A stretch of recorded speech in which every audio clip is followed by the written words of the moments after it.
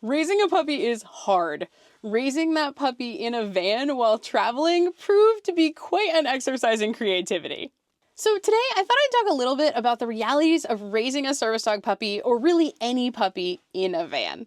We'll talk about the pros and the cons, and tips for how to make it work. Hi, I'm Laura from Doggy U, and I'm a certified guide dog mobility instructor, service dog trainer, and trick trainer, and I love to travel with my dogs, but I've never done it with such a young puppy, so today we're going to talk about it. Okay, so I wanted to be a super cool YouTuber and make this video while walking through Petrified Forest National Park, but I just am not good at having thoughts and saying them out loud on camera while actually walking, so I do have to make this video in the van, but I hope you'll accept my scenic overlays as an alternative. And seriously, before I jump in, if you can plan it into your travels, Petrified Forest National Park is one of the most dog-friendly national parks I've been to. Every trail is dog-friendly, and the only place they can't go is into the buildings. We literally hiked every trail in the park together over 2 days, and they're all pretty accessible to a person with like wonky joints like me that can't do strenuous hikes, and the views are spectacular. Okay, let's talk about raising a service puppy on the road before this turns into just a video on Petrified Forest. So John Denver spent the first 2 months of his life the way most puppies do, living in a home with, access to areas to train with a normal puppy schedule. And then at 4 months, I decided to pack him into the van so that I could drive across country to be present for the birth of my niece in California. Now, if my niece wasn't being born, I probably wouldn't have put such a young puppy on such an extended trip, because there were definitely some serious challenges, but there were also a lot of pros to this long extended adventure. So I want to talk a little bit about those, as well as some tips that will be helpful for you if you are doing a long trip with your puppy. The first big benefit of living out of the van with my puppy is that he gets to have a really natural existence with tons of outdoor time. I live out of the van and not inside it, which is also why I travel to more hospitable climates when I'm living in the van, because I want to be outside all day, not stuck in a 70 square foot box, even if that box is a really nice box. But along with getting to spend a lot of time outside, one of the big challenges about living in the van with a young puppy, especially in wintertime, is that we are kind of have to go by the sun. And when the sun goes down at like 4:30 or 5, the big challenge is meeting the exercise needs of the puppy before it gets dark, because there's not very much space in here to play or do anything like that. The other challenge is that if the weather is bad, if it's rainy or whatever, the puppy still has to get exercise. It can't just be in the van all day long, or at least my field line Labrador cannot just hang out in the van all day for multiple days in a row. So that means that I have to go outside even if the weather is poor and exercise him. That is one reason why I prioritized having crates in the van, because I do have 2 dogs. So I have Cool Whip and Denver. And if I have these wet, stinky dogs, either from being outside in the rain or being sandy on the beach, it's nice to let them dry off in the crate before they get all of my things sandy and dirty. The other challenge that is a little bit unique to having 2 dogs in the van, one being a puppy and one being an older dog, is rotating dogs and making sure that the one that's left in the van isn't having any big feelings or FOMO about being left. So you might say, well, why don't you just bring them both out? And that for me isn't really a practical solution, because Denver, being only 4 or 5 months old, needs my full attention when we're out. So if we're training, if we're, walking on leash, all of those things, Denver needs my full attention for, because that's when I'm my best self, my best trainer self.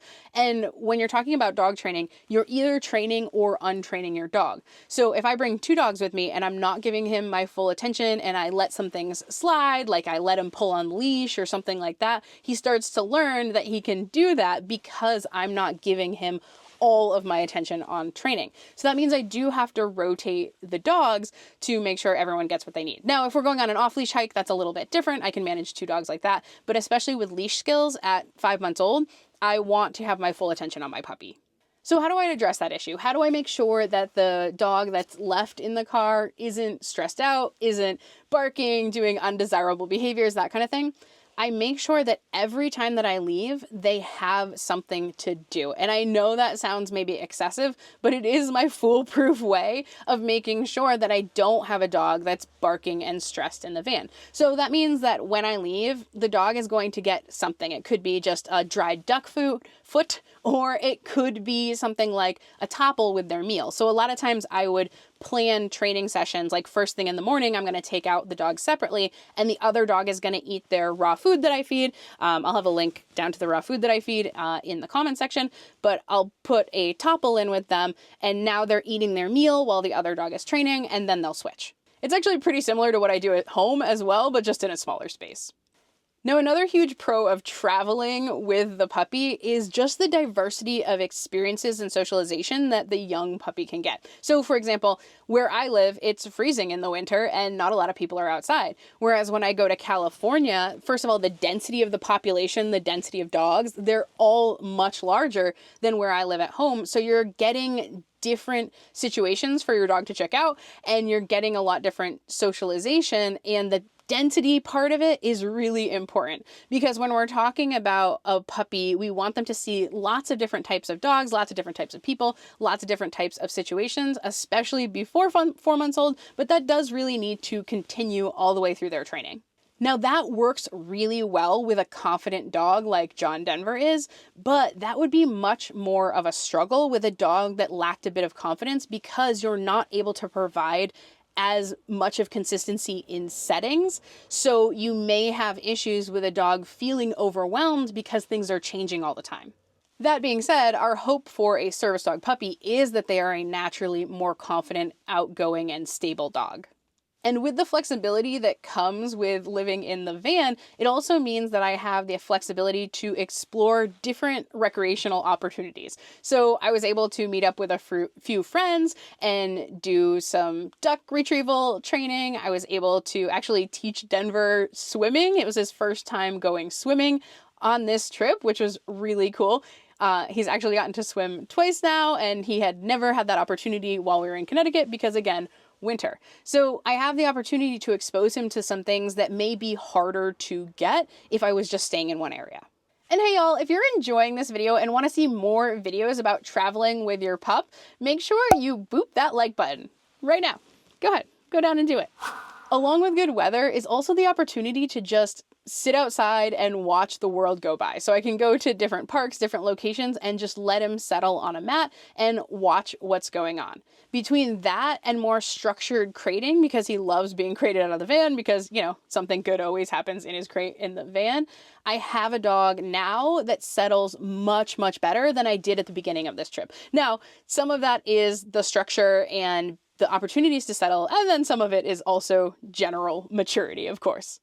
All of this outdoor time also did wonders for Cool Whip and Denver's relationship. They're now fully integrated together after coming into this trip needing to be rotated and separated with really managed and supervised interactions. That's one of the outcomes of this trip that just has really made me the happiest, is watching their relationship grow.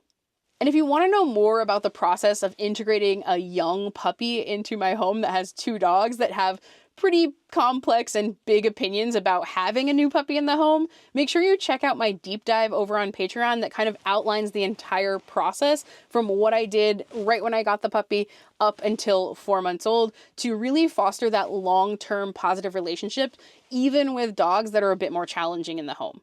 So let's go over a couple tips that I've gleaned from being on this trip with my young puppy that will hopefully help you if you're going out to travel with a younger pup.